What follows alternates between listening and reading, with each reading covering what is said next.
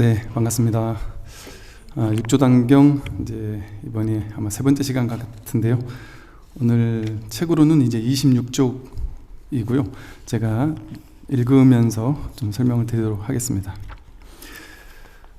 오늘의 부분이 또 육조단경에서 우리가 많이 알고 있는 너무나 많은 사람들이 이제 알고 있는 그 육조 스님과 해능 스님과 이제 신수 스님의 어떤 이제 개송이 나오는 부분입니다. 하루는 오조께서 모든 문인들을 불러 모으셨습니다. 내가 그대들에게 설하리라. 세간의 사람들에게는 생사의 일이 가장 크다. 그럼에도 그대들은 하루 종일 복전만 구하고 생사의 고해에서 벗어나려고 하지는 않는구나. 만약 자기 성품에 미혹하다면 복이 아무리 많더라도 구원을 받을 수가 없느니라. 이제 하루는 이제 오조 스님께서 문인들 하면 이제 그 수행자들 한 1000여 명이 공부한다고 했었죠. 근데 그 많은 이제 제자들을 다 불러 모으고서는 이제 당신의 그 오조라는 이제 이것을 이제 육조 스님을 이제 쉽게 말해 뽑으려고 선출하려고 하는 이제 일성을 말씀하시는 거죠. 그러면서 이제 이렇게 말씀하십니다. 이 세상 사람들에게는 생사의 일이 가장 크다. 우리들에게는 이 수행자들뿐 아니라 우리들에게도 생사의 일이 가장 크지 않습니까? 세상 사람들이 아무리 돈을 벌고 명예나 권력과 지위를 구하고 뭐 이런 것들을 그렇게 열심히 하지만 그 모든 것들이 아무리 부처님께서 허망하다고 얘기를 해도 돈도 명예도 권력도 지위도 건강도 사랑도 사람도 이 모든 것들이 전부 다 허망하다, 실체가 아니다 라고 아무리 얘기를 해도 우리는 뭐 전혀 듣질 않습니다. 왜냐하면 그 허망하다라는 게 그냥 이론상으로는 허망하지만 진짜 나에게는 허망하지 않게 느껴지기 때문이죠. 그런데 누구나 이 허망하다라는 것을 너무나도 간단하게 단박에 깨닫는 때가 찾아온단 말이죠. 그때가 바로 이제 죽음이 걸려 있을 때, 내가 갑자기 말기 암 판정을 받고 죽게 되었다 라고 하면 거기서 괴롭지 않을 사람이 어디 있겠어요? 야, 내가 이제 한 3개월밖에 못 산다, 6개월밖에 못 산다 라는 얘기를 듣는다면, 야, 이게 정말 허망한 일이구나. 지금 아마 평생을 내가 한 100억을 벌어야지 이렇게 생각을 했다가 정말 고생해서 한 50년 60년 걸려서 100억 200억을 벌었다 해서 내 꿈이 드디어 이루어지는구나 하고 탁 이루어졌다 할지라도 그게 이루어지자마자 말기 암 판정을 받아서 얼마 못 산다고 하면, 나는 평생을 이걸 위해 달려왔는데 내가 탁 만들어내서 이제 내가 됐구나 라고 했는 순간에 이것이 이렇게 허망한 거였나? 내 평생 쫓아왔던 이 모든 것들이 이렇게 허망한 것이었나 하고 너무 충격을 받지 않겠습니까? 우리도 마찬가지잖아요. 우리가 원하고 추구하는 바가 있지 않습니까?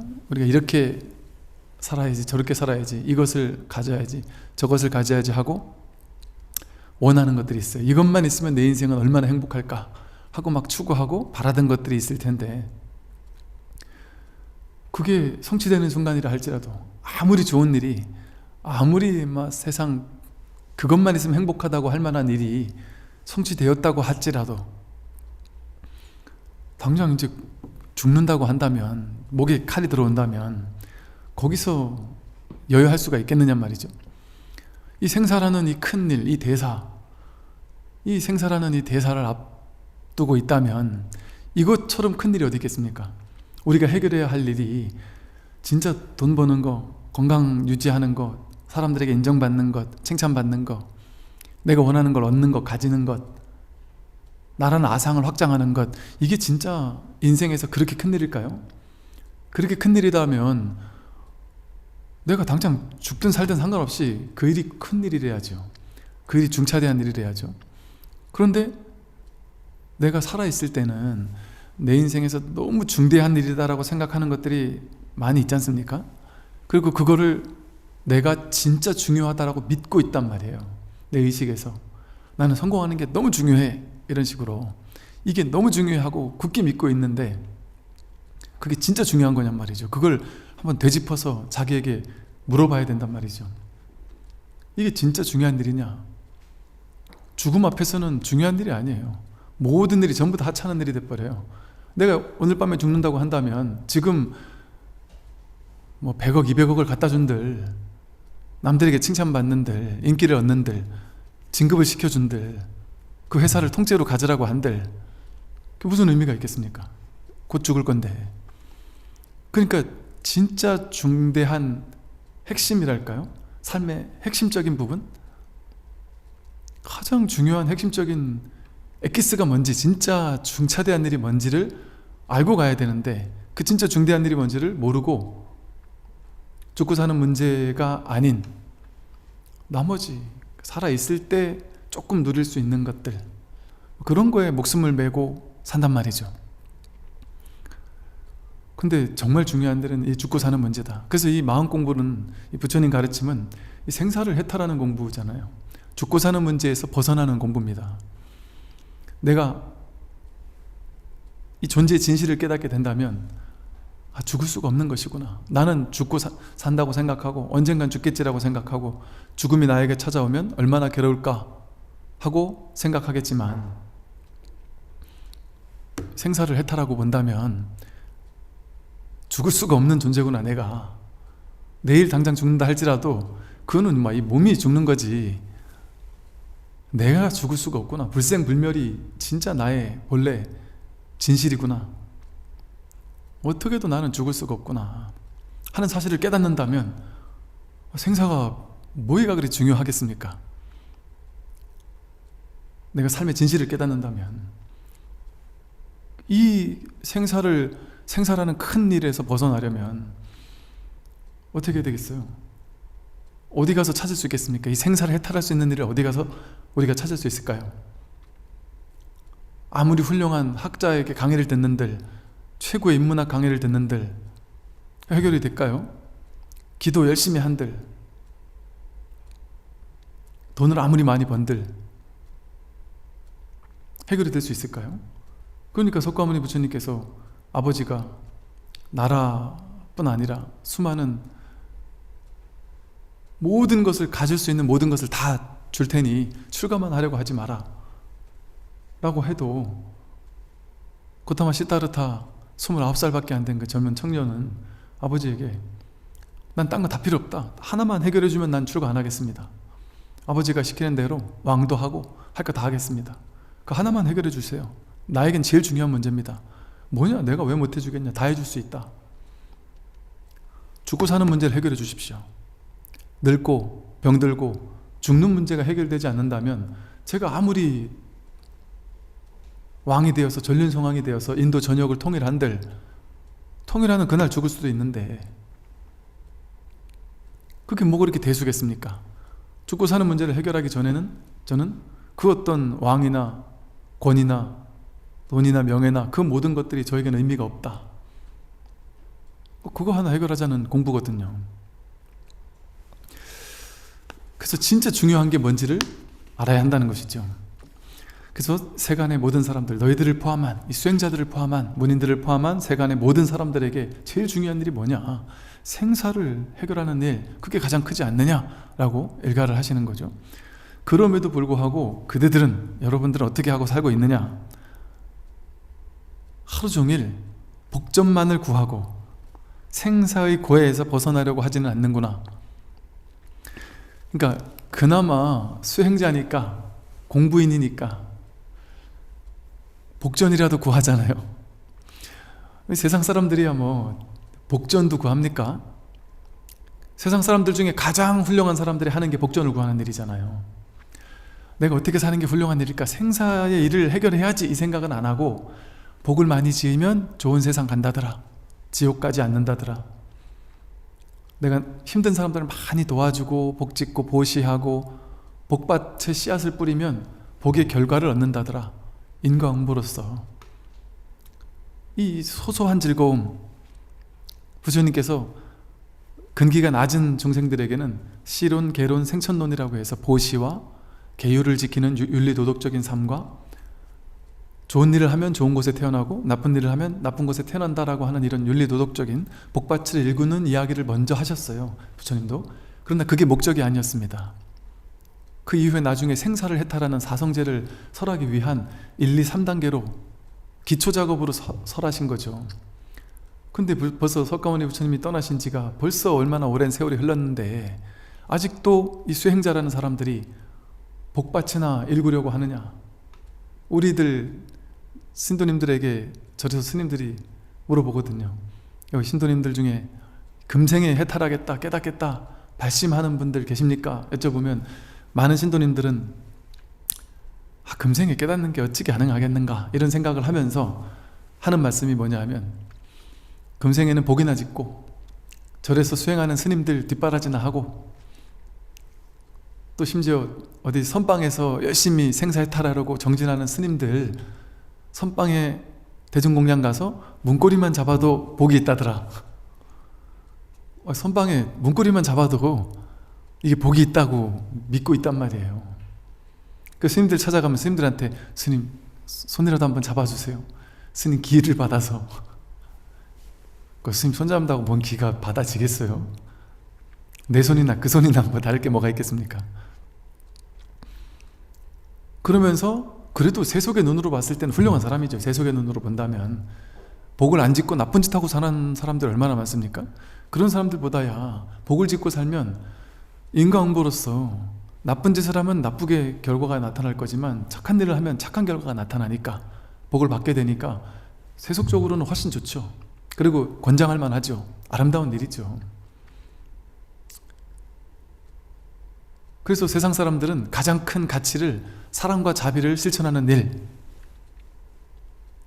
보시를 실천하고 자비를 실천하고 나눔을 실천하는 일, 이것이 이 세상에서 우리가 할 수 있는 최상의 진실이다, 이렇게 이제 믿고 있어요. 당연히 맞습니다. 이 세간에서의 최상의 진실입니다. 세간에서 우리가 할 수 있는, 깨닫지 못한 중생들이 할 수 있는 최상의 복된 일이 바로 복을 짓고 보시하고 나누는 일입니다. 당연해요. 당연히 그거 해야 됩니다. 그런데 이 생사를 해결하는 일이 없다고 생각할 때, 출세간이라는 이 깨달음의 길이 없다라고 생각할 때는 내가 할 수 있는 게 이거밖에 없으니까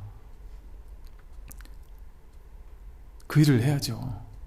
그 일에 목매야죠. 근데 그것보다 더 중차대한 일이 있잖아요. 이 생사를 해탈하는 일. 이거는 복전을 구하는 것과는, 이거는 복을 구하는 거는 복을 지으면 100만큼 복을 지으면 100만큼 복의 가보를 받아요. 1000만큼 복을 지으면 1000만큼 복의 가보를 받습니다. 인과법이에요. 복을 안 지으면 복을 못 받고 악을 지으면 악의 가보를 받습니다.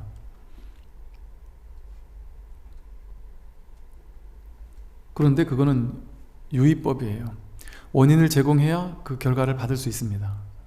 그런데 이 법을 깨달으면 본래 구족이었구나, 내가 복을 지을 필요가 없구나, 우리는 다 복을 지어야 된다고 생각하잖아요. 이 세간의 눈으로 봤을 때는 부족하다고 여기니까, 내가 복이 부족하다고 여기니까 복을 지어서 복을 쌓아야지 내가 행복해지지, 이렇게 인과응보적인 생각을 하고 살거든요. 이 공부는 비인비과라는 말이 있듯이 원인을 제공해서 결과를 얻는 이런 공부가 아닙니다. 이게 이제 이 육조단경의 놀라운 얘기죠. 여태까지 듣도 보도 못하던 얘기죠. 불교 역사상 솔직히 말하면. 왜 불교 역사 속에서는 열심히 수행하면, 갈고 닦으면 그 결과로 깨달음을 얻는다, 인과적인 얘기를 하잖아요. 원인을 제공하면 결과를 받는다, 그 얘기를 하고 있잖아요. 육조단경은 그 얘기를 하는 경전이 아니에요. 원인이 필요 없다, 이미 깨달아 있다, 다만 이미 깨달아 있다는 사실을 자각하면 된다, 깨달으면 된다, 그거는 인과가 필요 없다는 거예요. 실제가 그래요. 정말 신기하고도 놀랍게도 이 세상 모든 세간법은요, 열심히 하면 그 결과 좋은 일이 이루어져요. 복을 지으면 복을 받고, 공부를 열심히 하면 공부의 결과가 일어나요. 시험을 붙고 대학을 좋은 데 가고, 운동을 열심히 하면 몸이 건강해져요. 몸을 잘 다스리면 몸이 건강해져요. 착한 말을 하면 착한 말이 돌아와요. 인과응보적으로 이렇게 명확하게 원인을 제공해야만 그 결과를 얻을 수 있어요. 여러분들이 갖고 싶은 모든 것들은 그냥 얻어지지 않아요. 열심히 해야지 얻어져요. 근데 이 공부는 정말 놀라운 것이, 열심히 하는 사람이 깨닫는다? 그렇지 않습니다. 근데 우리는 그런 줄 알았죠. 열심히 장조합으로 하고 눕지 않고 앉아서 참선을 오래 하는 사람만 깨닫는다. 그럼 그거 열심히 하는 사람은 다 깨닫게요?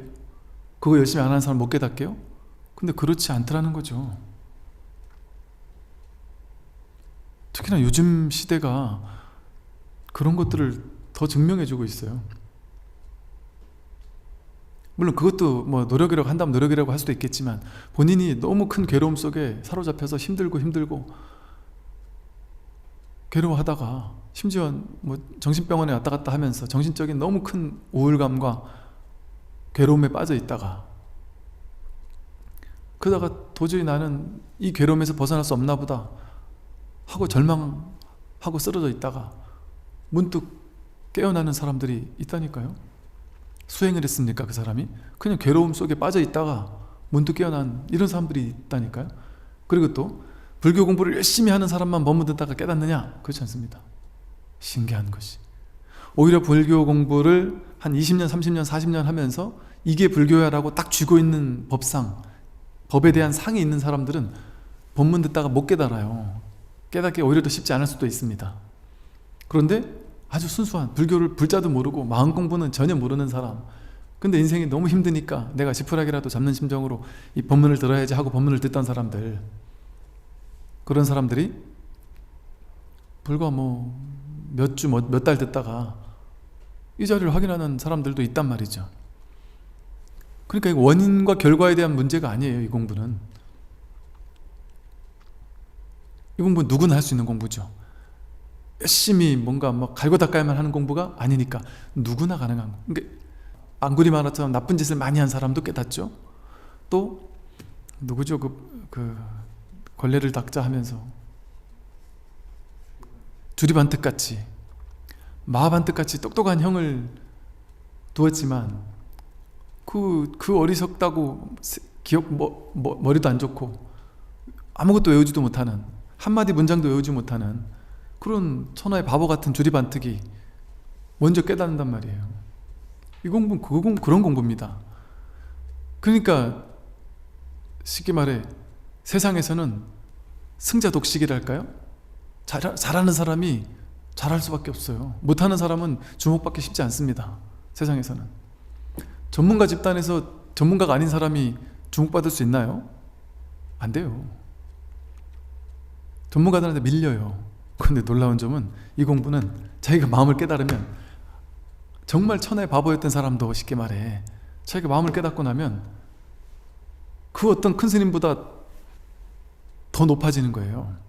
그게 육조단경이 딱 설명해주는 그런 어떤 불이법의 진실을, 차별이 없다라는 그 진실을 아주 극적으로 설해주고 있는 게 육조단경이거든요. 공부 못하던 사람 아무 상관없습니다. 세상에서 자존감이 없는 사람, 이 공부하면 돼요. 세상에서는 자존감 떨어지고 능력 없는 사람, 인정받지 못하는 사람이 설 자리가 없어요. 이 공부는 전혀 그렇지 않습니다. 그리고 실제 깨어나는 사람들도 보면 정말 세상에서 우리말로 루저라고 느낄 법한 그러던 사람들이 깨닫는다니까요. 오히려 또 깨닫기가 쉬워요. 그런 사람들이 내가 쥐고 있는 상이나 내가 잘났다라는 상이 없으니까, 내가 잘났다라는 상처럼 위험한 게 없거든요. 그 아상만 없으면 깨닫는데, 자기가 잘난 사람, 승승장구하는 사람, 뭐든지 성취가 빠른 사람들은 내가 잘났다라는 아상이 딱 꽉 차 있잖아요. 그 사람 이 공부 굳이 안 해도 상관없어요. 세상 가서 인정받으니까, 아쉬울 거 없으니까 이 공부 안 합니다. 그 육조 스님 같은 루저 중에 루저가 깨닫는 이야기가 이 육조단경 이전에는 없었어요. 거의. 달마 스님도 인도의 왕자였잖아요. 부처님도 왕자였어요.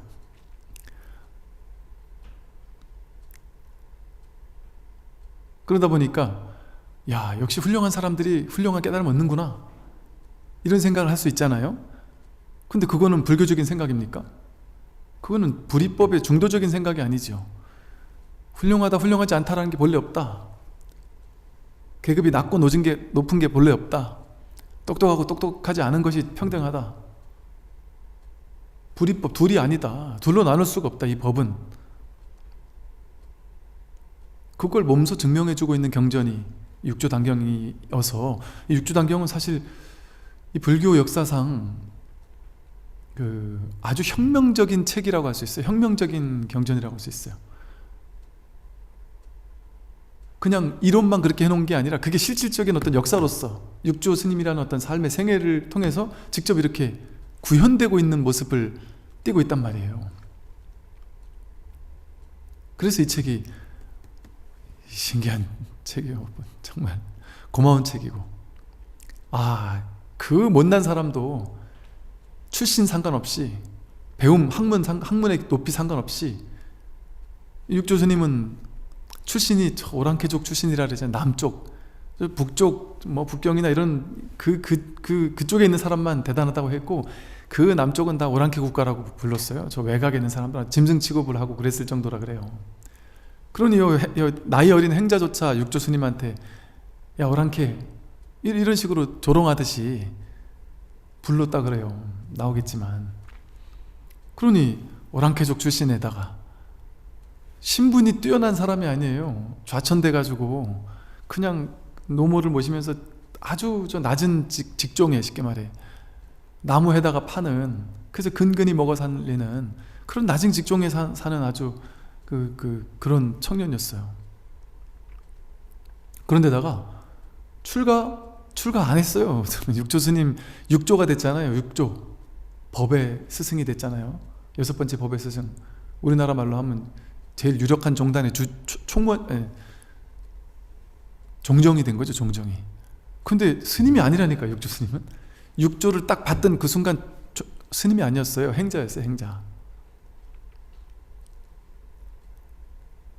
행자가 어떻게 종정이 될 수가 있어요? 상식적으로 말이 안 되잖아요.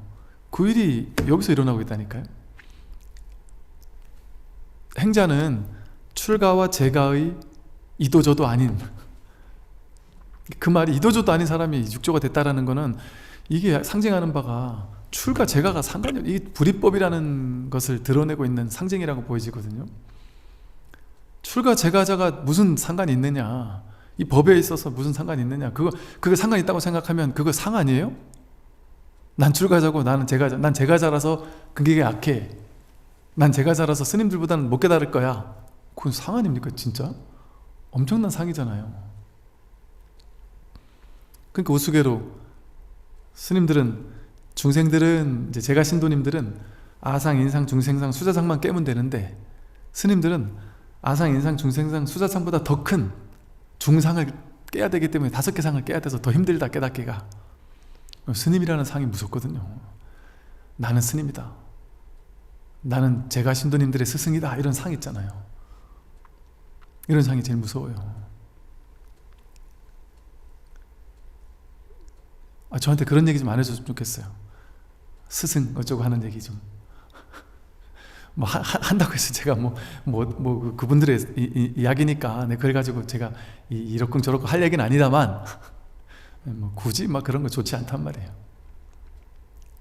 한 사람을 떠받드는 것 같은 인상을 풍기는 건 좋지 않아요. 그럴 만한 입장에 있지도 못하고 제가 그러잖아요. 학생이라고 하려니 학문이 부족하고, 법사라고 하려니 법이 부족하고, 선사라고 하려니 선이 부족하고, 그냥 법상이지, 그냥 있는 그대로지, 뭐 뛰어난 거고 이런 게 뭐가 있어요.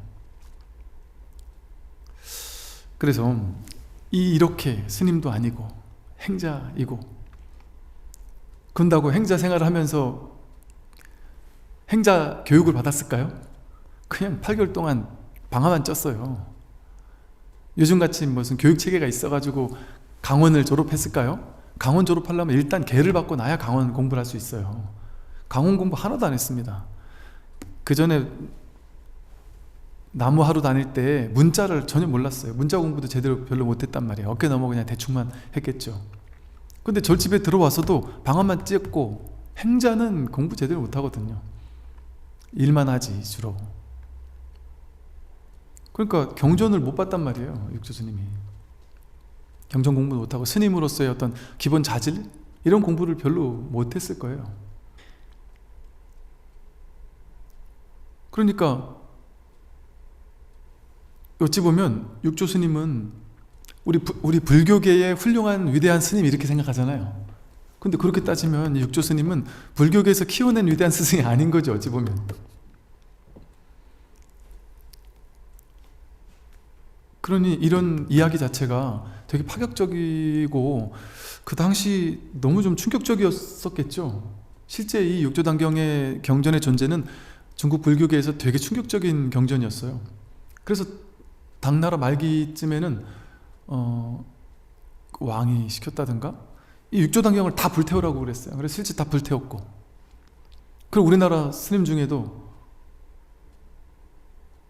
천태 스님 같은 분이 천태지자 스님 말고 한국의 의천 스님 같은 분이 이거 육조단경을 불태운 거를 잘했다고 칭찬을 할 정도로, 아마 종단이 다르니까 아마 그랬을 수도 있겠지만 다른 종단 입장에서 봤을 때는, 교학을 하는 불교 입장에서는 이게 너무 파격도 너무 파격이거든요. 위험한 경전이었던 거죠. 근데 이게 선의 정신, 불교의 정신이 파사현정이에요. 삿된 것을 깨뜨리기만 하면 바른 것은 이미 드러나 있어, 이미 갖춰져 있어요. 이거는 파사예요. 그야말로. 그 석가니 부처님의 그 가람경이라고 하는 깔라마경에서 나오듯 옛날부터 전해져 내려오는 말이라고 해서 무조건 믿지 마라. 유력한 스승이 한 말이라고 해서 무조건 믿지 마라. 모든 사람들이 그렇다라고 하는 말이라고 해서 무조건 믿지 마라.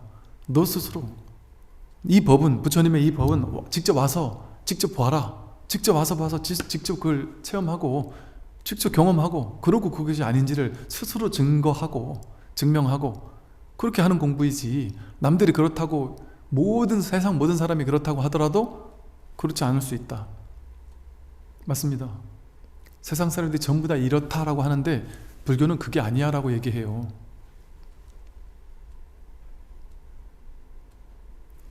과거가 있고 미래가 있잖아요. 그런 거 없다 이렇게 얘기를 해요.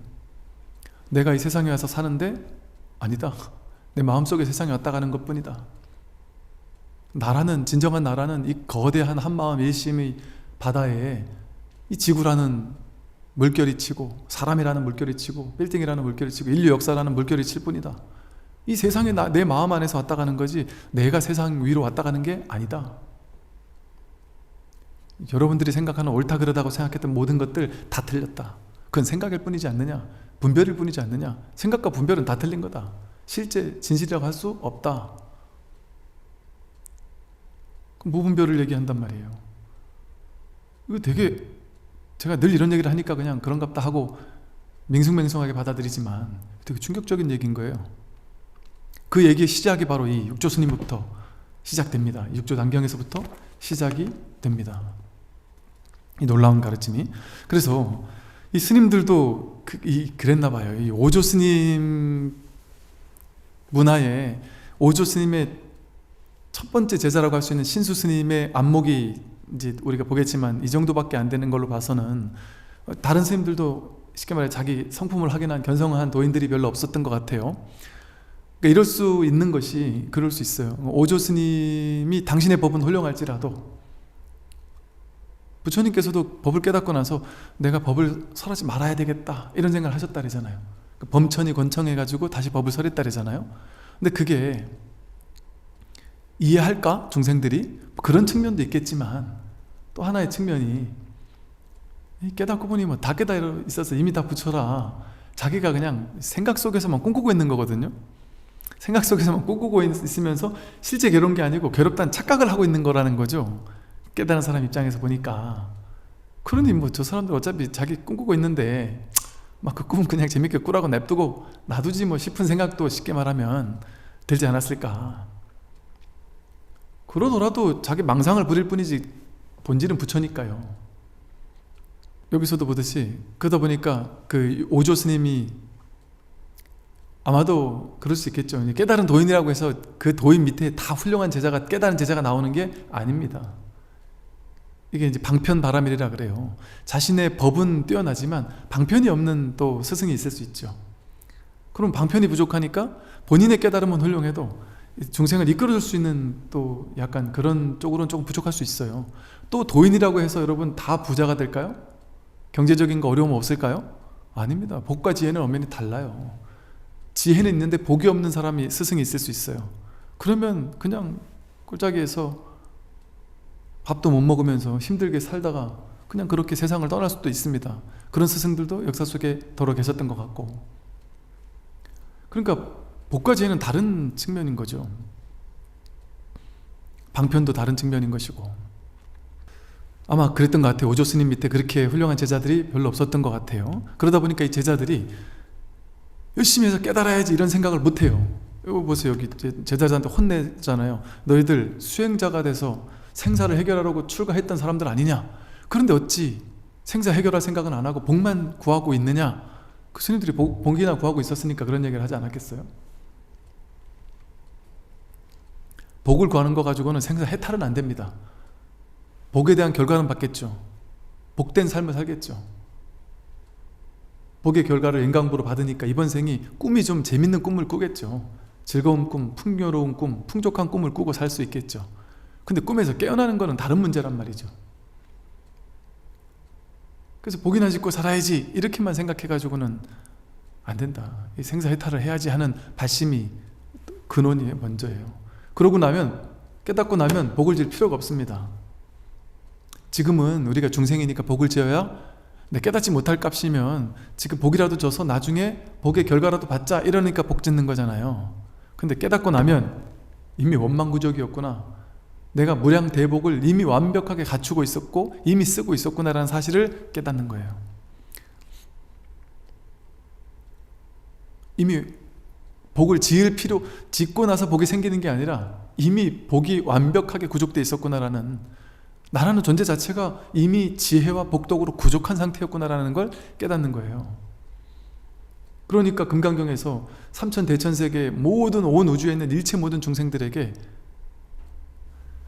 칠보로, 금은보화, 귀하다는 보물로 다 갖다가 중생들에게 막 한가득 안겨준다 할지라도, 그 삼천대천세계를 전부 다 그 금은보화로 깔아서 보시한다 할지라도, 그것보다 부처님 말씀, 금강경 사국에 같은 부처님 말씀 하나를 중생들에게 전해주고 사람들에게 일깨워주는 것, 수지독성하게 하는 것, 그게 숫자로 헤아릴 수 없을 정도로 훨씬 더 수승한 복덕이고 공부다, 이런 얘기를 하는 이유가 있는 거예요. 복덕은 그렇게 많이 해도 수조원, 수천조원을 가지고 수없이 많은 사람들에게 돈을 나눠줘도 그 복은 한계가 있잖아요. 그거 받는다고 해서 죽지 않습니까? 병들지 않습니까?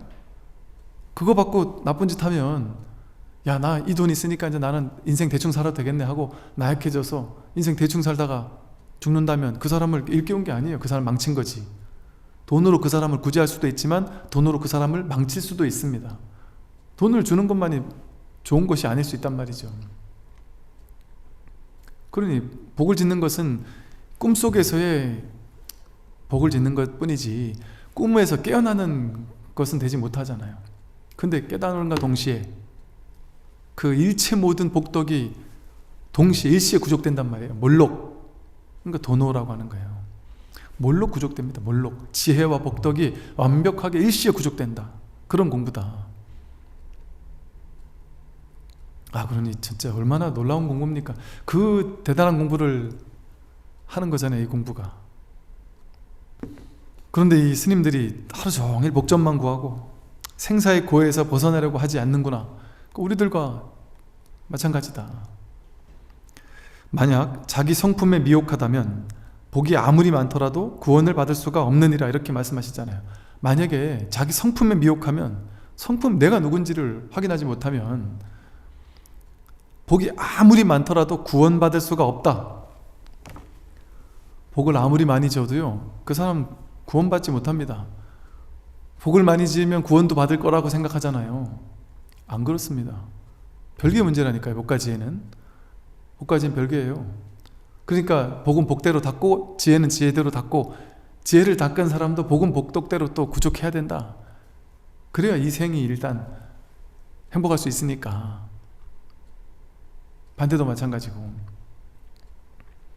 그래서 복을 짓는 거 가지고는 생사해탈은 못합니다. 깨달으면 안 됩니다. 자기 성품에 미혹하다면 복 짓는 거 가지고는 근원적인 답은 안 된다.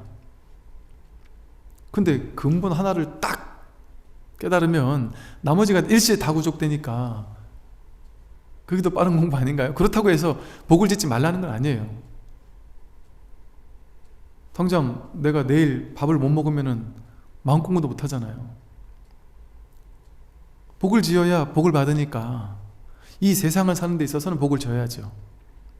베풀고, 내가 베풀 수 있는 최대한으로 주변 사람들에게 베풀고, 이웃에게 베풀고, 법을 베풀고, 끊임없이 베푸는 것을 하는 걸 통해서 이 아름다운 꿈을 꿀 수 있단 말이죠. 그러나 이 지혜의 공부는, 자기 성품을 확인하는 공부는 또 별도로 해야 하는 거죠. 그대들은 이제 스스로의 지혜를 살펴 자기의 본래 마음인 반야의 성품을 드러낼 수 있도록 각자 개송을 하나씩 지어서 나에게 가져오너라. 만약 대의를 깨친 사람이 있거든 그에게 법과 가사를 주어 제6대 조사로 삼을 것이다. 개송을 지어오면 너희들의 법의 안목이 드러나도록 해서 개송을 하나 지어온다면 내가 그것을 보고 너희들이 깨달았는지 안 깨달았는지 그것을 확인해보고, 그래서 가장 법의 안목이 투철한 제자가 있다면 그가 누가 되었든 그에게 6조의 법과 가사 그리고 바루, 그러니까 이게 이 가사와 바루가 법의 상징이거든요. 그래서 가사와 바루를 전해서 6조로 삼겠다. 그 가사와 바루가 있는 사람이 6조인 거예요, 쉽게 말해. 그러니까 그것이 이 법의 상징인 것이죠. 그래서 그것을 이제 전해주겠다라고 한 거죠. 그러니까 각자 이제 개송을 이제 지어오라고 했습니다. 그런데 이제 힌트를 줬어요. 머뭇거리지 말고 곧장 행해라. 생각으로 헤아리면 곧 어긋난다. 이렇게 얘기를 하니까 사람들이 어떻게 하겠어요? 6조에 욕심이 생기겠죠. 나도 개송을 써서 개송을 한번 잘 써가지고 그러면 나도 6조가 될 수 있는 거 아니야? 하면서 이제 사람들이 욕심 아닌 욕심도 나는 사람도 있을 수 있겠잖아요. 그러니까 머리를 굴리겠죠. 이제 그럴싸한 개송을 지려고, 내가 깨달은 것 같은 개송을 지으려고 막 머리를 굴려가지고 온갖 그 옛날 역대 조사 스님들의 가르침들을 참고해서 그럴싸하게 비슷하게 막 조합해서 막 머리를 막 그냥 굴려가지고 개송을 지려고 하지 않겠어요? 그래서 이런 얘기를 한 겁니다. 머뭇거리지 말고 곧장 행해야 한다. 머리를 해석하고 머리를 거쳐서 고민하다가 나온 개송은 진짜 개송이 아니다. 생각으로 헤아리면 곧 어긋난다. 생각으로 헤아려서 나온 개송은 큰 반드시 어긋난다. 나는 생각으로 헤아리는 개송을 요구하지 않는다. 그렇게 되는 개송은 참된 개송일 수가 없다. 생각으로 헤아리지 말고 머뭇머뭇거리지 말고 곧바로 답을 내라. 견성한 사람은 말을 듣자마자 언하에 보나니 이와 같은 이는 칼을 휘두르며 싸우는 적진의 한가운데에서도 능히 자성을 볼 수 있다. 견성한 사람은 이 말을 듣자마자 언하에 본다. 언하변호, 언하대오. 이래서 말끝에 깨닫는다 이거예요. 말끝에 깨닫는 것이지, 이와 같이 말끝에 견성한다면, 자기 성품을 확인한다면 그 성품은 어디로 갈 수가 없다. 왔다 갔다 하는 것이 아니다. 도저히 사라질 수가 없어요. 늘 영역한 것이지. 심지어 칼을 휘두르며 싸우는 적진의 한가운데에서도, 내가 막 전쟁에 임하고 있는 이 가운데에서도 능히 자성을 볼 수 있다. 칼을 휘두르고 있는 이놈이 자성이 한단 말이에요. 이것이 자성이란 말이에요. 늘 매 순간 역력하게 드러나 있는 것이 확인되는 것이지. 그래서 내가 견성한 것 같다 하는 사람들이 처음에는 어느 정도 견성을 일별한 것이 맞는 것 맞다 하는 사람들도 처음에는 얀목이 투철하지 않다 보니까 이상하네, 분명히 난 견성한 줄 알았는데 사라졌어요, 막 이런 얘기 해요. 견성의 체험이 강렬하게 오는 사람들이 견성의 체험, 왔다 가는 체험은 왔다 간다 그랬잖아요. 왔다 가는 체험이 견성인 걸로 착각하는 거예요. 체험 이면에 늘 있는 그것을 보지 못하고 체험의 순간에 강렬한 그 감각, 체험의 감각, 쑥 빠지는 감각, 시원한 느낌, 그 체험의 감각이 체험인 걸로 착각하는 거예요. 왜? 이건 너무 당연하니까. 이 법은 너무 당연하고 너무 늘 쓰고 있는 것이니까 설마 이걸 거라고는 생각을 못 하는 거예요. 그러니까 그 체험의 감각을 체험이라고 착각하는 사람들은 깨닫고 나서 체험이 사라지고 반드시 사라지는데, 그 체험이 사라지고 나서 법을 놓쳤다, 이런 망상을 한단 말이에요. 놓쳤다고 생각하면서 다시 찾으려고 몇 년을 고생하고 몇십 년을 고생하는 사람들도 있죠. 그리고 언뜻 좀 얼추 체험한 게 맞다 싶은 사람도 처음에는 하도 그 분별의 습관, 오랫동안 쌓아왔던 분별의 습관이 너무 나를 지배하다 보니까 본문을 들을 때는 있는 것 같은데 집에 가면 없어요, 이런 말을. 그러니까 안목이 아직 박지 못해 그런 거예요. 그거는 본문 들을 때는 있는 것 같은데 집에 가면 없다? 그럴 수가 없어요. 내가 집중을 하면 있는 것 같은데 집중 안 하면 없어진다? 그럴 수가 없습니다. 그러니까 이 사람이 진짜 제대로 법을 확인한 게 맞나 볼 때는 그게 지금도 확실하냐, 그걸 늘 물어보는 거죠. 그때는 좀 더 선명한 것 같은데 지금은 조금 덜 확실한데요? 이런 말을 하거나, 스님 본문 들을 때는 확실한 것 같은데, 아니면 그 순간은 확실한 것 같았는데 왔다 갔다 하는 것 같아요, 뭐 이런 얘기를 하면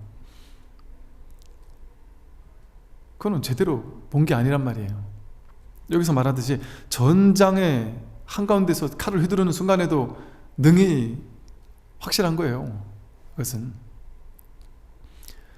근데 지금도 확실합니까? 라고 물어봤을 때 대부분의 사람들은,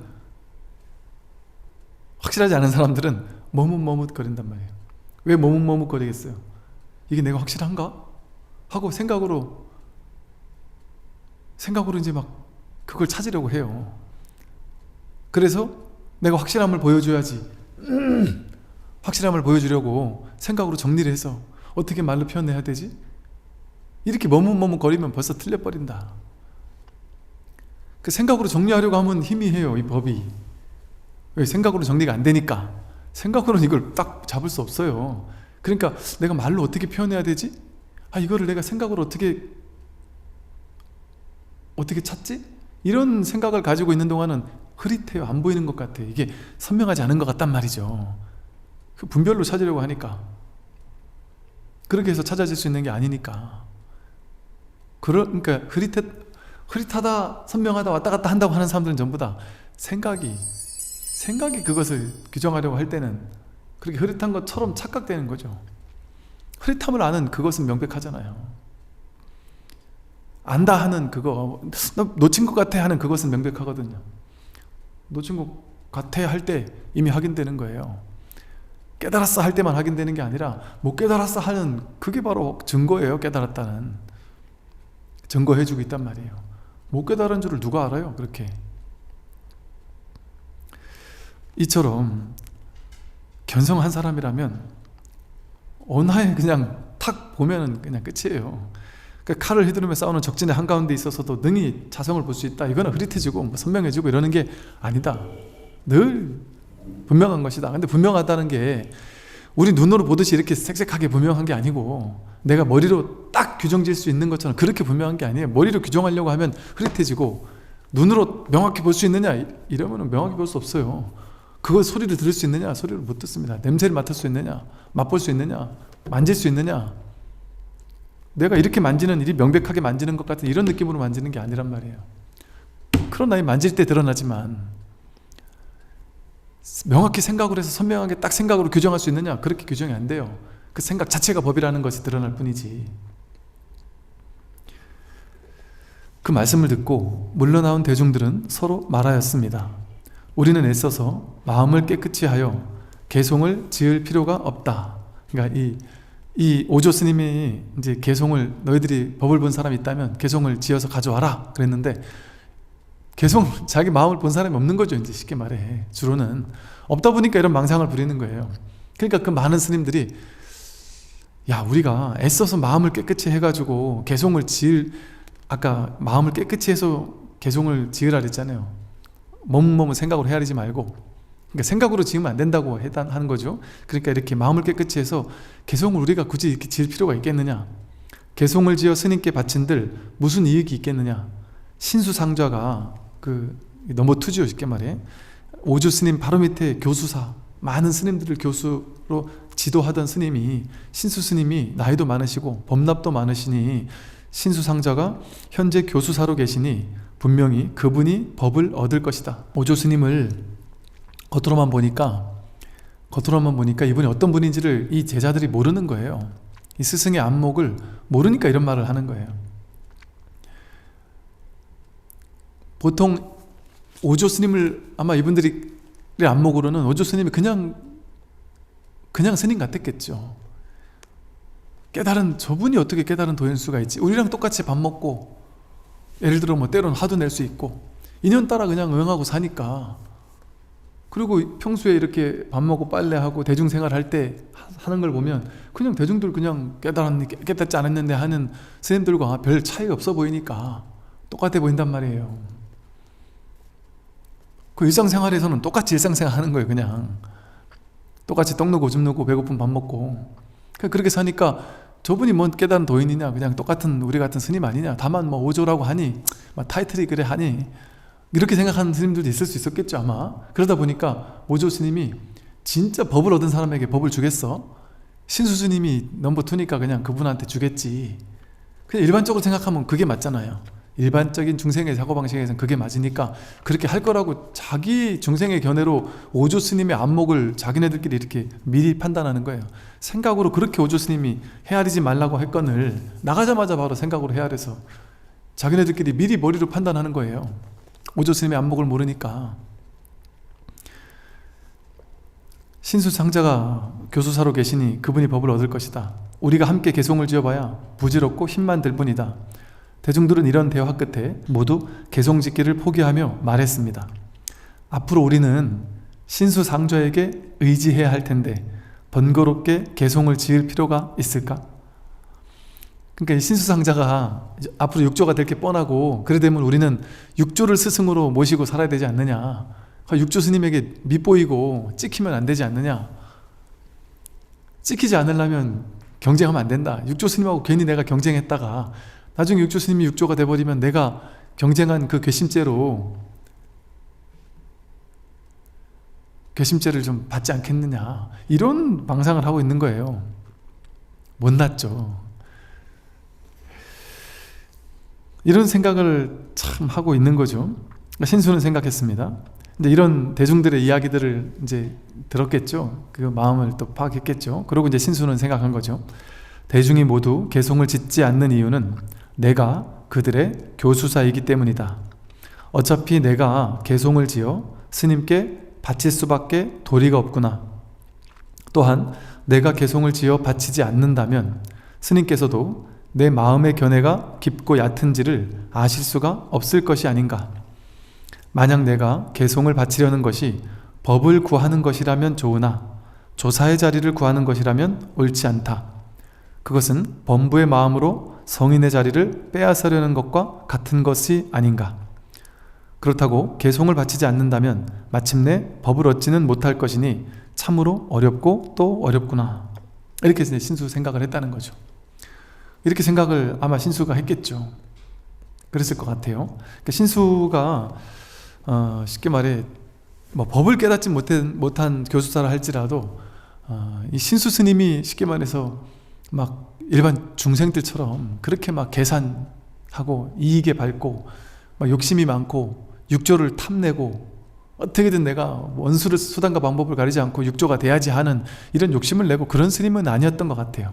이 신수 스님의 일대기나 그 이후의 정황들을 봐서도 오히려 신수 스님은 육조 스님을 인정하거든요. 나중에 신수 스님은 많은 이제 왕들에게 이제 존경도 받고 왕의 스승이 되기도 하고, 그러면서도 많은 제자들을 계속해서 이끌거든요. 그러면서도 그 육조 스님에 대해서 아주 좋게 평을 하고 제자들에게 그분에게 가서 이제 법을 공부하라고 이렇게 권하는 장면들도 있고, 또 왕들에게도 육조 스님이 참 훌륭하신 법을 이은 육조다, 저분이 법을 이은 진짜 육조다, 이런 어떤 이야기들을 계속 하고 계시거든요. 그래서 이런 모습을 봤을 때 신수 스님도 상당히 뭐랄까 좀 점잖고 이 법에 대한 좀 갈급함이 있으시고 이런 어떤 스님이셨던 것 같아요. 그래서 이 신수 스님 입장에서는 어차피 다 깨닫지 못한 사람들밖에 없다면 참 내가 할 수밖에 없겠구나, 아마 이런 생각을 하지 않았을까 싶어요. 그러면서도 항상 마음속에서 이렇게 내가 범부의 자리로 그 성인의 자리를 탐하거나 육조를 탐하는 마음으로 이렇게 해서는 안 되겠다, 이런 마음을 내셨다는 거죠. 오조의 방 앞에는 복도가 3칸이 있었는데 오조께서는 공봉이라는 것은 이제 황제를 보자 하는 이제 승려도 관직 같은 그런 게 있었어요. 그때 거기에 있는 어떤 하나의 승려의 어떤 직함인데요. 공봉이라는 이제 노진이라는 스님에게 이 그림을 잘 그리는 스님이었다 그래요. 그래서 그림을 아주 이제 불화 같은 것들을 잘 그리는 스님이었나 보죠. 그래서 우리도 요즘에 이제 뭐 그림을 그리든지 하면 이렇게 뭐 자격증이 있나요? 뭐 모르겠는데 이걸 잘하는 분들을 이렇게 선발해서 어떤 특정한 관직을 주고 이랬나 보죠. 그 공봉인 노진 스님에게 그곳에 그 복도 벽에다가 능가경 변상도와 오조 혈맥도를 그리게 해서 후대에 전하려고 하고 있던 차였어요, 이제 오조 스님이. 그래서 이 공봉 노진 스님을 이제 어렵게 모신 거죠. 이 절까지 와주십시오 해서 그림을 좀 그려주십시오 해서 그 스님이 와서 이제 내일부터 그림 그리려고 막 준비하고 있던 스님이었나 봐요. 그래서 거기다 능가경 변상도와 경전을 그림화해서 그린 것을 변상도라고 합니다. 경전의 깨달음의 세계를 그림으로 이렇게 그려놓은 것. 그리고 오조 혈맥도는 우리 오조 스님까지 계시고 이제 육조를 선발할 거니까 육조를 선발하는 데 앞서서 오조 혈맥도를 그리는 걸 통해서 오조의 법의 어떤 혈맥, 법의 맥, 달마 스님으로부터 해서 해가, 도신, 승찬, 오조 스님까지 이르는 이 분들의 어떤 뭐 영정이라든지 그런 어떤 혈맥도를 이렇게 그림으로 그리려고 해서 공봉 노진 스님을 이렇게 초청해서 모셨던 거죠. 신수는 개송을 지어 바치려고 이제 신수 스님이 이제 개송을 지어 바치려고 여러 번 오조 홍인 스님의 방 앞까지 갔으나 마음이 어지럽고 떨려서 온몸에 땀이 흘러내리는 바람에 보여드리지 못하였습니다. 그렇게 4일 동안 13번이나 드리려고 했지만 결국에는 드리지 못했습니다. 그러니까 본인이 뭐 그냥 마음을 하긴 했으면 마음에서 우러나오는 걸 그냥 이렇게 적어서 드리면 되고, 뭐 육조가 뭔 의미가 있겠어요. 육조 되고 안 되고 막 그냥 뭔 상관이 있겠어요. 그냥 드리면 되는데 이게 마음을 깨닫지 못했다 보니까, 그런데 어쨌든 내가 육조는 돼야 되겠다는 마음이 조금은 있었겠죠. 그러다 보니까 이걸 그럴싸하게 써야 된다라는 분별이 있지 않겠어요? 그리고 내가 이렇게 써서 바쳤을 때 야, 우조 스님이 나를 어떻게 볼까? 나를 법이 있다고 얘기해 주실까? 그거를 오조 스님한테 묻는 것부터가 벌써 법이 없다라는 거예요. 자기가 모르니까, 자기가 확실하지 않으니까 그런 척 하려고 지금 이제 이 글을 쓰는 거 아니겠어요? 그러니까 온갖 머리를 써가지고 글을 썼겠죠. 그럴싸한 글을 쓰려고 했겠죠. 그러니까 이렇게 오조 스님이 그렇게 말했건만 머뭇거리지 말고 곧장 행해라고, 그리고 생각으로 헤아리면 어긋난다고 그렇게 말했건만 이렇게 머뭇머뭇거리고 이렇게 온몸에 땀이 흘리고 어지럽고 스님 앞에 왔다 갔다 4일 동안 13번이나 왔다 갔다 하면서 머뭇머뭇거리면서 아예 여전한 중생이라는 걸 의미하는 거죠. 이 대목은. 그러니까 오조 스님이 이야기하는 바를 전혀 실천하지 못하고 있는 거죠. 이 대목만 보더라도 벌써 개성까지 볼 것도 없죠. 이에 신수는 생각했습니다. 이러지 말고 복도의 벽에 개송을 써서 붙여놓는 것이 낫겠다. 그것을 스님께서 보고 만약 좋다고 하시면 곧 나아가 절을 올리고 내가 지었음을 말씀드리리라. 만약 부족하다고 말씀하신다면 헛되게 산속에서 몇 년 동안 사람들의 절만 받은 것이니 어찌 도를 닦았다 할 수 있겠는가. 꼼수를 부린 거죠. 막 분별심을 일으켜서 마음속에 아주 어찌 보면 좀 영악한 생각을 낸 거죠. 이게 분별의 소산이죠. 분별의 소산. 직접 갖다 드리면 되는데 이걸 못하겠으니까 벽에다가 이렇게 개성을 써붙여놔서 오조 스님이 야 이거 누가 썼냐 잘했다 이러면 아 제가 썼습니다 이렇게 얘기하고 그러면 그 뒷마음은 뭐겠어요? 이게 아니다 이러면은 그러면 여기 안 할라 했나? 이게 너무 떨리는 거죠. 너무 떨리고 막 하는 것들 이렇게 그려놓은 거죠. 신수는 그날 밤 그러면서 이런 한탄이 있었을 거예요. 정말 알만하죠. 야 만약 부족하다고 말씀하신다면 본인이 이미 알아요. 벌써 부족한지. 부족하니까 자기가 이러고 있잖아요. 부족하다고 말씀하신다면 헛되게 산속에서 몇 년 동안 사람들의 절망받은 것이니 어찌 돌을 닦았다 할 수 있겠는가. 이런 마음이 저를 포함한 많은 스님들에게는 있습니다. 정말 이 공부에 뜻있는 스님들에게는 물론 이런 초심을 잃고 아예 이제 완전히 그냥 나는 공부고 뭐고 어떤 직업승처럼 전락을 해서 그냥 절에서 기도나 하고 신자들한테 기도비나 받고 천도제만 해주고 이게 나쁘다는 게 아니고요. 그러니까 아예 공부에 대한 발심이 이제 없어진 이게 하도 공부를 해도 안 되니까 스님들 중에도 해도 안 되는데 전일이 워낙 바쁘니까 이제 전일을 핑계로 내 공부는 이제 뒷전에 가게 된 분들도 있을 수 있다는 거죠. 물론 스님들 대부분 안 그러려고 정말 애쓰는 분들이 많으세요. 정말 참 이렇게 정말 가슴 절절한 그러니까 스님들의 마음이 이런 마음이 있는 거예요. 헛되게 산속에서 몇 년 동안 사람들의 절망받은 것이니 어찌 돌을 닦았다 할 수 있겠는가 하는 이 처절한 몸부림 누구에게도 표현할 수 없는 이 처절한 몸부림 신도님들은 나를 그래도 스님이라고 막 절도 하고 이렇게 나를 존경하고 하고 있는데 내가 내면에서는 공허하니 그런 스승이 되지 못하는 거에 대한 아쉬움, 안타까움, 미안함, 죄스러움 그리고 뭔가 내가 빨리 깨달아야 하는데 하는 이런 간절한 발심 이 마음들이 스님들은 대부분 마음은 한구석에 있어요. 그러니까 정말 마음 한쪽으로는 어떻게든 이 바른 스승을 만나 공부하고 내가 이걸 빨리 깨달아야 하는데 하는 이런 마음이 있는 거죠.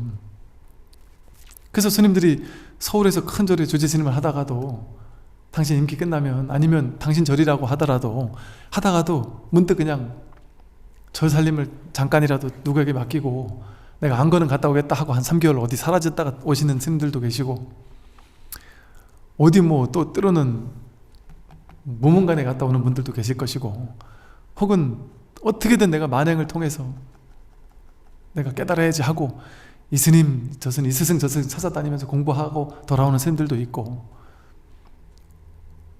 그러면 이제 신도님들이 발목을 잡죠. 스님 절 놔두고 어딜 자가 떠나려고 하십니까? 스님 안 계시면 절이 운영이 안 됩니다 하고 발목을 잡으면 안 된단 말이에요. 신도님들이 그 스님들 떠날 수 있게 공부할 수 있게 보내드려야 돼요. 근데 이제 그런 분위기도 있는 거죠. 그래서 그렇게 훅 떠나는 게 좋은 거예요. 근데 이제 이게 불교계 안에 두 가지 정서가 같이 있어요. 주지는 절을 떠나면 안 된다. 절 밖으로 자꾸 왔다 갔다 하는 건 주지가 아니다. 절을 지키는 게 주지지 하고 주지를 절에만 있어야 된다라고 이렇게 하는 그 문화는 나가서 딴짓하지 말라는 거겠죠. 공부하러 가지 말라는 건 아니겠죠. 또 공부하러 가야죠. 스님들이 내가 법납이 30년 40년이 됐어도 내가 아직 공부가 미진하고 이 스님처럼 이런 마음이 있다면 그게 중요한 게 아니거든요. 지금 신도님 늘리고 절 키우고 불사하는 게 중요한 게 아니거든요. 저도 그래요. 지금 제가 괜히 처음에 그 말을 괜히 했는지 서울 신도님들이 좀 서운해 하실까봐 부산에 일단 내지만 나중에 인연이 되면 또 서울에도 내겠습니다 이랬더니 많은 분들이 서울에 언제 내냐고 아직 지금 부산 낸 지 한 달, 두 달밖에 안 됐는데 빨리 서울에 내시라고 그러시는데 제가 그냥 한 귀로 듣고 한 귀로 흘리고 있는데 한 귀로 흘리는 이유가 있단 말이에요. 이 절을 빨리 짓겠다 절을 여기저기 많이 내겠다 이런 생각만 제 머릿속에 들어앉아 있으면 되겠습니까? 제가 아직 부처님처럼 훌륭한 이런 제가 제 안에 미진함이 있단 말이에요. 신수스님처럼 정말 내가 정말 명징해지는 그걸 저희가 발심하고 발언하고 그렇게 해서 더욱더 이 공부가 뭐랄까 완성 아닌 완성에 이르는 것이 제 인생의 가장 큰 목적이지, 뭐 저를 키우고 뭐 신도를 늘리고 뭐 유튜브 구독자를 늘리고, 절이 뭐 아무리 크면 뭐합니까? 지금 제 방 그 조그맣기지만 그게 딱 좋아요. 제가 옛날에 뭐 군법당 중에도 큰 군법당에서 워낙 큰 주지실 큰 데를 써봤는데, 주지실 크니까 청소하기 귀찮아요. 방이 좁으니까 이게 내가 발이 왔다 갔다 할 만한 공간이 좁으니까 그냥 너무 간단하게 닦여져요. 그리고 번잡한 일이 없어요. 공양주 보살님도 어떤 어른 스님이 저한테 그러시대요. 스님, 제가 공양주 보살님이나 뭐 종무소장님을 안 두고 그냥 혼자 조용히 조촐한 살림을 살려고 하는데 괜찮을까요? 어쩌더니 어른 스님께서 그러세요. 생각 잘했다. 공양주 한 명 들어오면 하나의 지옥이 생기고, 또 직원 한 명 쓰면 또 하나의 지옥이 생기고, 뭔가 일이 번잡해지고 일이 많아지면 그게 하나의 번뇌다. 못 떠난다. 그리고 내가 공부를 못한다. 그거 신경 쓰느라고. 그래서 저도 이제 어찌 보면, 이게 쉽게 말해 어찌 보면 남들이 전부 다 스님들은 저를 좋아하는 스님들 중에는, 아니 스님 그건 참 좋긴 좋은데 그렇게 해가지고 안 된다. 아니 이게 뭐 기도를 해야 기도비가 들어오고 천도제비가 들어오고 할 텐데 법문만 하는 절이 어딨냐 이 세상에. 법회하고 강의만 불교대학만 한다? 그러면 안 된다. 이렇게 얘기해 주시는 분들이 이제 저를 위해서 해주시는 분이시지만, 이게 지금 너무 좋은 것 같아요. 저는 스님들한테 권장을 해드리고 싶어요. 많이 막 받아가지고 많이 쓰는 것보다도 그 조촐한 게 심플하니까 그냥 훨씬 좋은 것 같아요. 막 번잡한 일이 없고 정신 사나운 일이 없어요. 이러다가 막 그냥 또 공부하러 휙 떠나면 그만이고, 이러다가 또 뭐 좋은 훌륭한 스님 계셔서 이렇게 만약에 몰려줄 수 있다면 또 그것도 좋은 일이고, 어차피 시작이 있으면 끝이 있는 거 아니겠어요?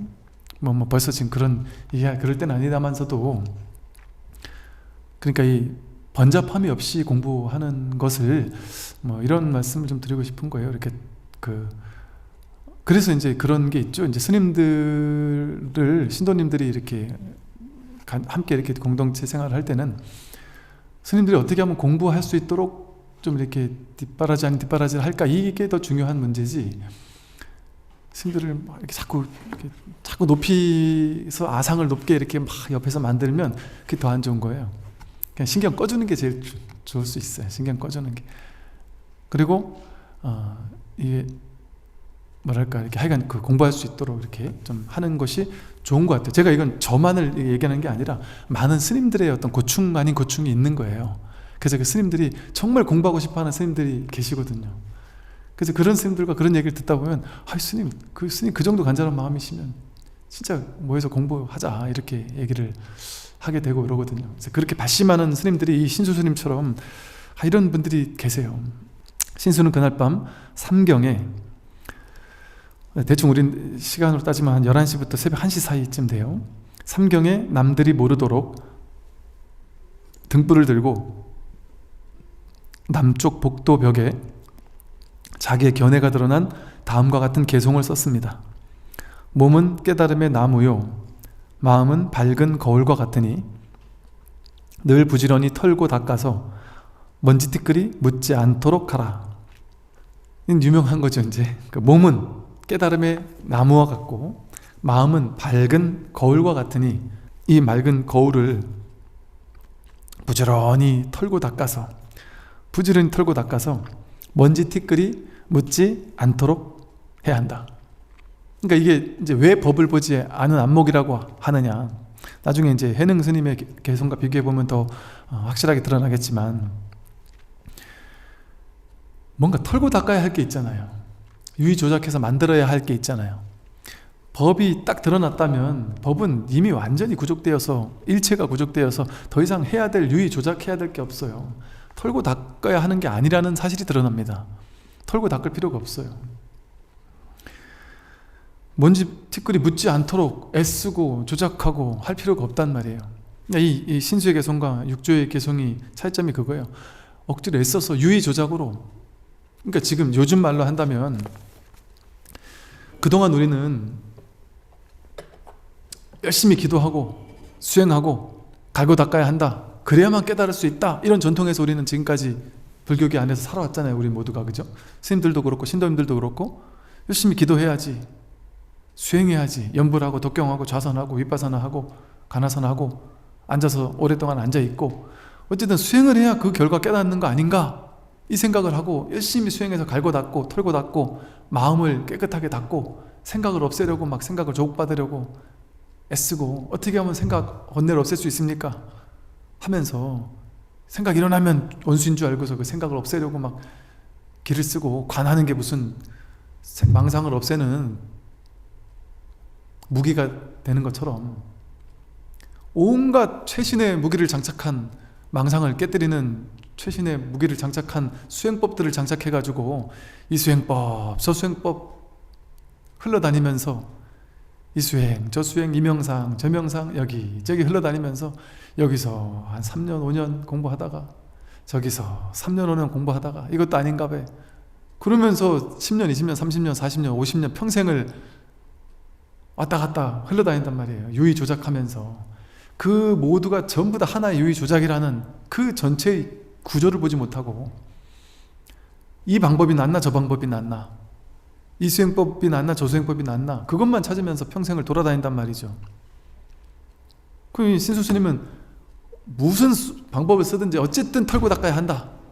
마음이라는 거울을 깨끗이 닦아야 거울 겉에 이렇게 덕지덕지 묻어있는 때를 닦아야만 한다, 이렇게 얘기했단 말이에요. 근데 나중에 이제 해능의 개송은 그런 게 따로 없다, 본래 무일물이라 그런 한 물건 뭐 거울이라는 한 물건도 따로 없다. 그런데 무엇은 닦을 게 있겠느냐, 뭘 갈고 닦을 게 있겠느냐, 그게 이제 도노의 소식이 도노. 수행을 통해서 깨닫는 게 아니다. 이 불교는 수행의 종교가 아니라 깨닫는 종교다. 수행을 통해 깨닫는다 이게 아니다. 뭘로 깨달아야 한다 이 소리예요. 도노의 정신이에요. 어떻게 하다가 앞에 얘기했잖아요. 오조스님도 깨달으려면 법문을 듣다가 언하에 깨달아야지 그게 견성이다 이랬잖아요. 법문을 듣다가 언하에 깨닫는 것이다. 언하에 깨달으면 더 이상 수행이 필요가 없다. 그것이 진정한 공부인 것이지 하는 얘기를 육조스님은 하고 있단 말이죠. 이게 청천벽력과도 같은 이야기예요. 그 당시 중국 불교는요, 그 당시면 이제 그 번역 경전이 무수히 많이 이제 중국으로 전래되면서 막 번역이 되기 시작하던 때여서 다양한 경전을 바탕으로 다양한 이제 종파 불교가 성립되기 시작하는 그런 때입니다.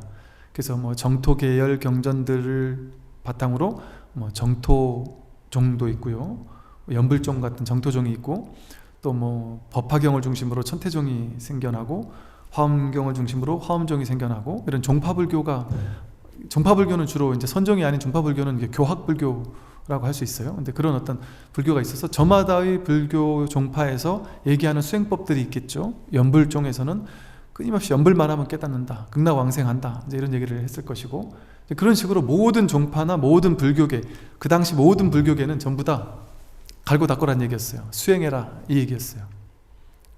수행해라 하는 얘기였단 말이에요. 이 선은 석가모니 부처님에게로 되돌아가는, 석가모니 부처님의 불이 중도의 가르침으로 다시 그 본질로 다시 돌아가는 것을 가리켜 보이는 가르침입니다. 석가모니 부처님이 열반하신 지 뭐 한 1000년 넘게 세월이 지나다 보니까 이제 막 오염되고 방편으로 오염되고, 온갖 오염되다 보면 제일 먼저 생기는 게 수행법이 생기는 거예요. 기도 방법이 생기고. 왜냐면 우리 머릿속, 분별의 머릿속은 여기서 저기로 가야 되거든요. 난 아직 중생이야, 부처가 돼야 되거든요. 그러면 여기서 부처가 되는 쪽으로 가야 되거든요. 실제 대승불교에서도 그런 방편을 쓰죠. 바람일다.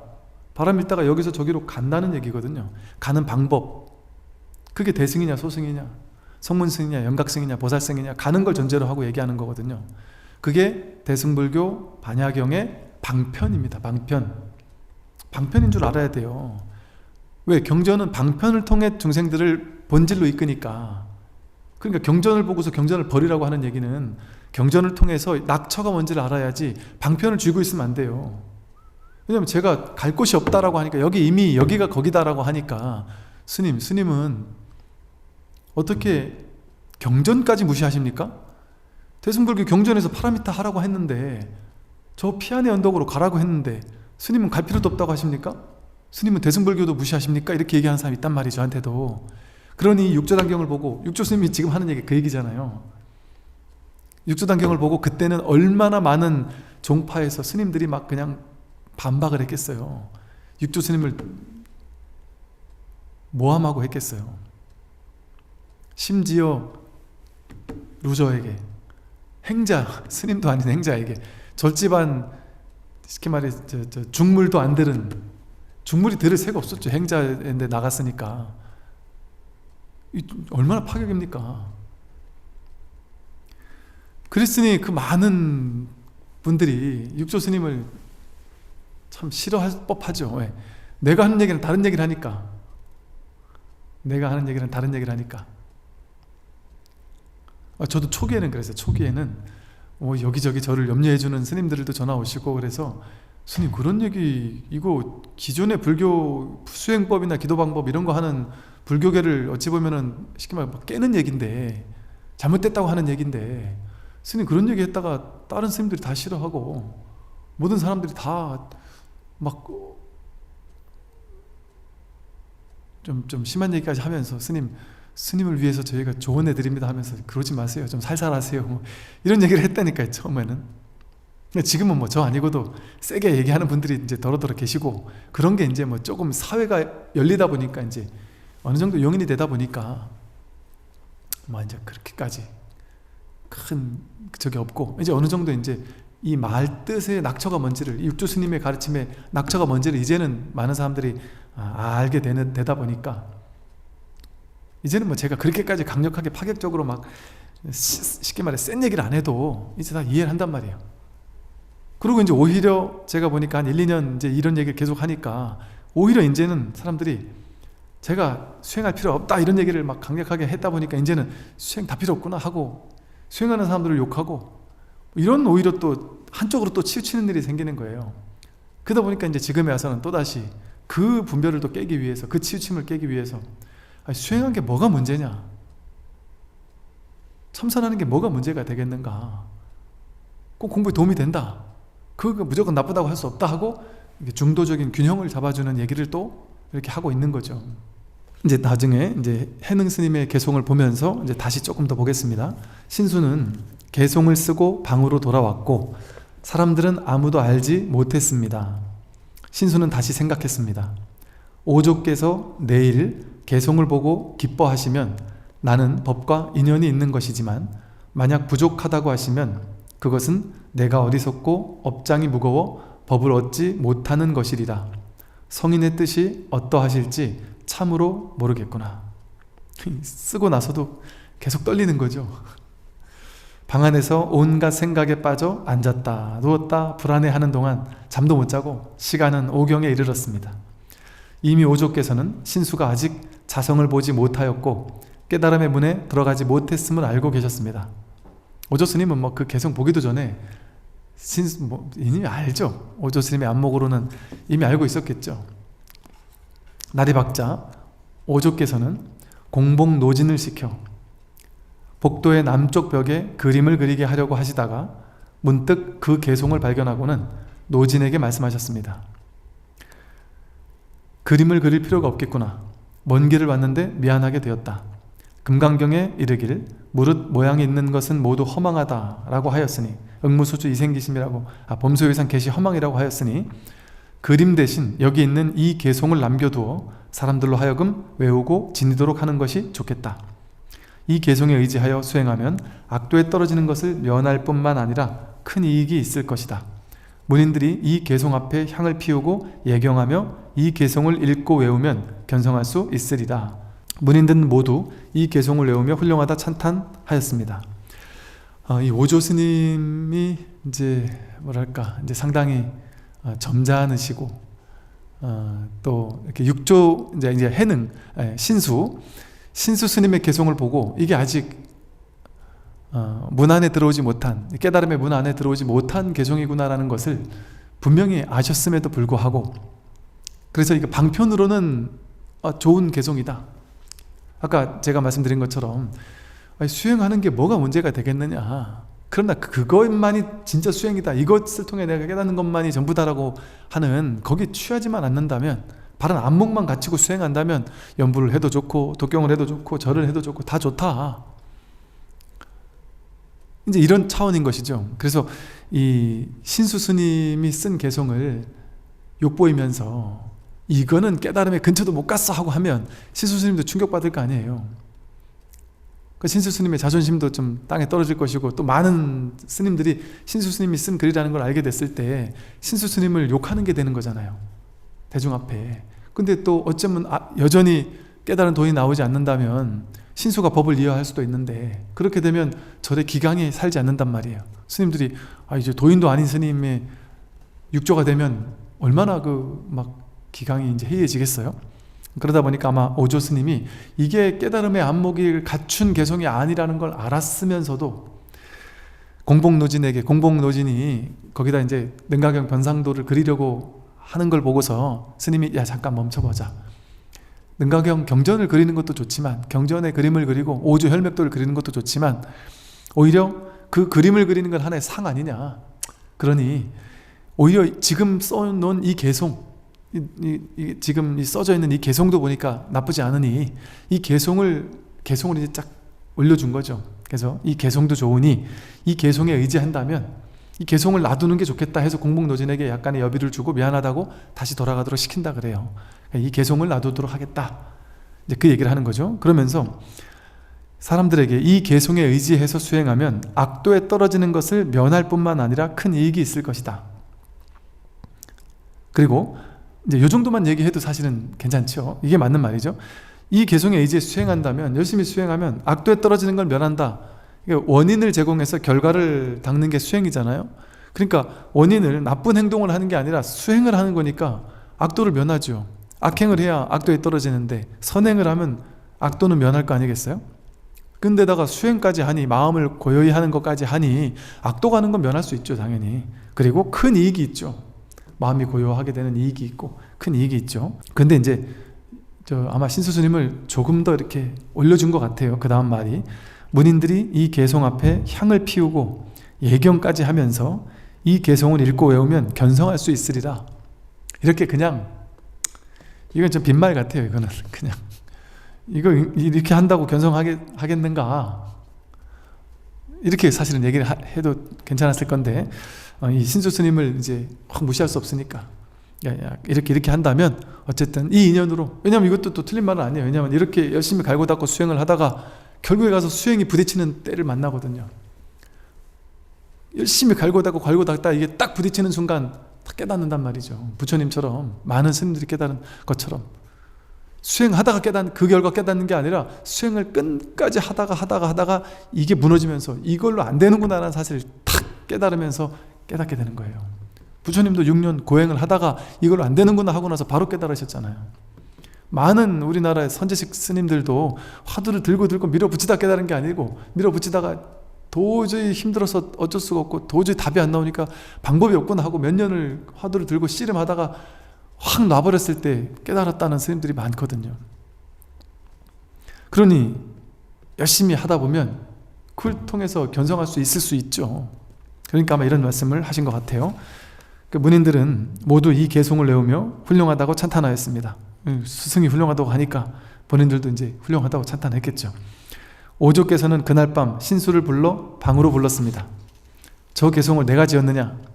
신수가 말했습니다. 네, 제가 지었습니다.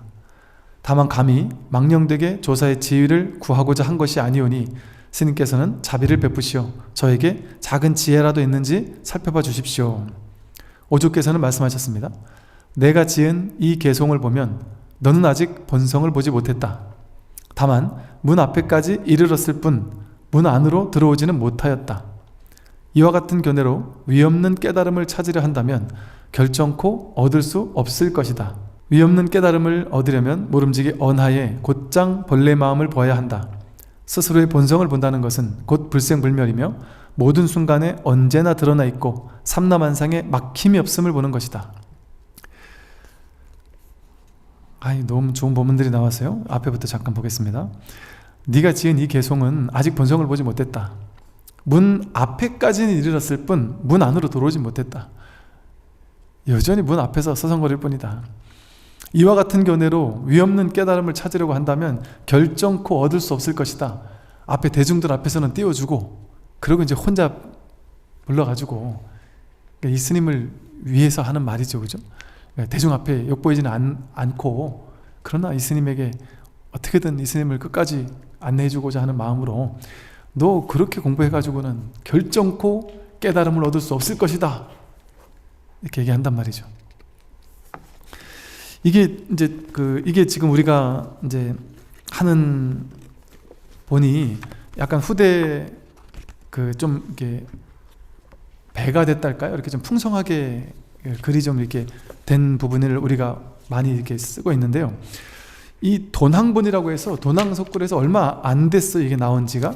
이 돈항본이 육조단경에 돈항본이 이제 발굴이 됐는데 이 돈항본이 약간 육조단경의 약간 원조격 가장 최초의 초기의 어떤 육조단경의 어떤 모습을 그대로 이제 띄고 있는 이제 육조단경이라고 이렇게 많이 알려져 있어요.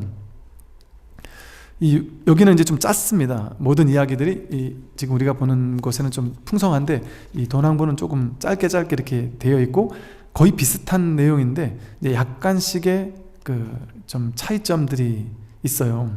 근데 여기에서는 스님이 이제 신수 스님을 불러가지고 이렇게 얘기합니다. 신수를 불러서 네가 이 개송을 지은 것이냐?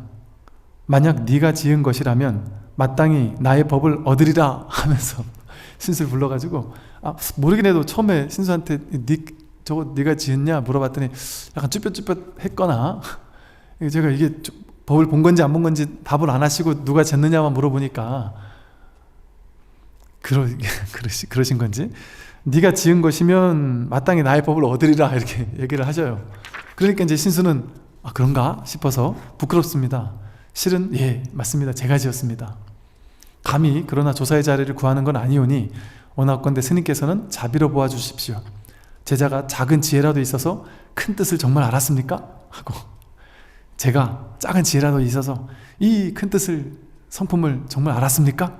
하고 물어요. 낚시를 하나 던져준 거예요. 그러니까 확 문단 말이죠. 그러니까 이제 오조 스님이 네가 지은 개송은 소견은 낭도하였으나 그런 정도의 소견은 가지고 있겠으나 다만 문 앞에 이르렀을 뿐 아직 문 안으로 들어오진 못했다. 범부들이 이 개송에 의지해서 수행한다면 타락하지는 않을 정도는 되겠으나 이런 견해를 가지고 위없는 보리를 찾는다면 결코 얻지 못한다. 모름지기 문 안으로 들어와야만 자기 본성을 보느니라. 너는 우선 돌아가 며칠 동안 더 사유해서 다시 한 개송을 지어서 나에게 와보아라. 만약 문 안에 들어와서 자성을 보았다면 마땅히 가사와 법을 너에게 부축하겠다 라고 하면서 이제 다시 돌려보내는 이런 장면이 나옵니다. 위없는 깨달음을 얻으려면 모름지기 언하의 말끝에 곧장 본래 마음을 보아야 한다. 스스로의 본성을 본다는 것은 곧 불생불멸이며 모든 순간에 언제나 드러나 있고 삼라만상에 막힘없음을 보는 것이다. 이 위없는 깨달음은 말끝에 본래 마음을 곧장 보는 것일 뿐 아니라 이 본성을 본다는 것은 불생불멸이다. 본생은 불성은 생겨난 것도 아니고 사라지는 것도 아니다. 왔다 가는 것이 아니고 생겨나고 사라지는 그런 것이 아니다. 또한 모든 순간에 언제나 드러나 있다. 모든 순간에 매 순간 지금 눈앞에 지금 역력하게 드러나 있다. 100% 드러나 있다. 삼라만상 어디에도 막힘이 없음을 보는 것이다. 어디도 막힘이 없어요. 막히는 그 자리에 드러나 있으니까. 이게 눈으로 이렇게 법을 본다고 하잖아요. 근데 그럼 눈을 딱 감으면 그럼 법이 없어지느냐? 눈을 감아도 이렇게 까만 게 또 보고 있잖아요. 보고 있다라는 이 자체가 바로 성품이라서 교문각지하는 이것의 본성이 성품이기 때문에 언제나 우리는 늘 보고 듣고 맛보고 생각하고 움직이고 행동하고 길을 걷고 먹고 자고 싸고 하는 일거수일투족 행주자와 원국동정에 움직거리는 이 작용하는 모든 순간에 법이 드러나 있죠. 법이 이것을 운전하는 거예요.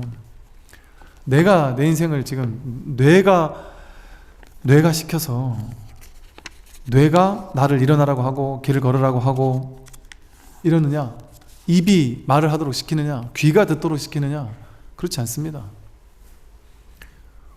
눈이 보는 거면은 눈은 다 봐야죠. 근데 눈을 뜨고 있는데도 못 보는 게 있잖아요. 내가 보고 싶은 것만 보고 살잖아요. 내 분별심으로 보고 싶은 것만 보잖아요. 눈이 보는 게 아니라서 그래요. 자기 분별심으로 자기가 보고 싶은 것만 보는 거지. 근데 그 분별심만 보는 거는 중생의 마음이잖아요. 대상만 쫓아가 보는 건. 근데 보는 이 본래 성품, 그냥 첫 번째 자리에서 분별에 끌려가기 이전짜리 보는 성품, 이것은 오염될 수가 없다. 늘 우리가 보고 있지 않습니까? 눈을 뜨고만 해서 보느냐? 막힘없이 보고 있죠. 눈을 감고 있어도 보고 있죠. 검은 것을 보고 있듯이.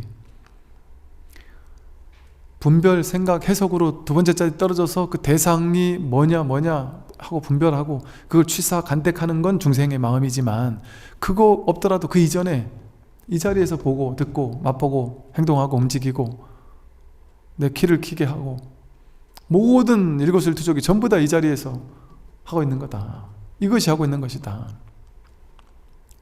이 자리라고 할 만한 뭔가가 따로 있어서 따로 모양이 있거나 크기가 있거나 그런 것은 아니지만, 몸 안에 있거나 몸 바깥에 있거나 이런 것도 아니지만, 늘 이 드러나고 있는 이 대상 경계를 통해서, 작용을 통해서 이 법은 언제나 드러나고 있다. 이렇게 물을 마시는 걸 통해서, 여러분이 저를 보는 걸 통해서, 제가 설법을 잘하든 못하든 이 하는 말을 통해서 법이 늘 현시되고 있다, 현현하고 있다. 그런 법을 보여야 진짜 법을 보는 것이다 하고 힌트를 주는 겁니다. 이 스승의 간곡함이 어떻게라도 해서, 이렇게 짧게 얘기했지만 아마 좀 소상하게 풀어주지 않았겠어요? 어떻게라도 네가 지금 당장 어떻게든, 안한 존자도 부처님 열반 이후에 500 아라한 안에 들어가야 되는데 못 들어가니까 얼마나 원통했겠어요. 그러니까 그 하룻밤 사이에 그냥 딱 아란이 돼가지고 그 다음날 나타났던 것처럼, 너도 마음만 하게 된다면 지금 이 법문 듣고 깨달을 수 있지 않겠냐, 말끝에 깨달을 수 있지 않겠느냐. 이것은 너가 생각한 대로 그렇게 갈고 닦아서 없는 걸 보는 게 아니다. 지금 삼라만상 가운데 막힘없이 드러나 있는 거다. 매 순간 어느 순간 드러나 있는 네 눈앞에서 지금 네가 보고 있는 거다. 근데 어찌 이걸 보지 못하느냐 하고 힌트를 주면서 다시 개송을 써오도록 그렇게 자상하게 안내해 주시는 것이죠. 오늘 여기까지 하겠습니다. 네, 모두 성불하십시오.